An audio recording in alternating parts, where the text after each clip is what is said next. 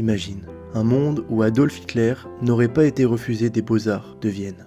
Je vous parle d'un monde où son talent aurait été reconnu et encouragé. Loin de sombrer dans les ténèbres de la politique, il aurait poursuivi sa carrière artistique, trouvant son épanouissement dans la création. Après avoir obtenu son diplôme, Hitler aurait très certainement choisi de rester à Vienne, une ville qu'il aimait profondément. Il aurait fréquenté les ateliers, les expositions, noué des amitiés avec d'autres artistes et peut-être même ouvert sa propre galerie. Son style, marqué par un certain réalisme et une fascination pour les paysages urbains, aurait pu le propulser sur la scène artistique viennoise, puis européenne. La peinture d'Hitler aurait-elle eu un impact significatif sur l'histoire de l'art? Il est difficile à dire, car certains historiens estiment que son talent était réel, mais qu'il n'était pas révolutionnaire. D'autres pensent qu'il aurait pu devenir une figure majeure de l'art expressionniste allemand, influençant ainsi toute une génération d'artistes. L'absence d'Hitler sur la scène politique aurait indubitablement changé le cours de l'histoire. Sans lui, la montée du nazisme aurait-elle été possible? L'Allemagne aurait-elle connu une autre forme de gouvernement? La Seconde Guerre mondiale aurait-elle eu lieu? Il est impossible de répondre à ces questions avec certitude, mais il est certain que l'absence d'Hitler aurait épargné au monde des souffrances indicibles.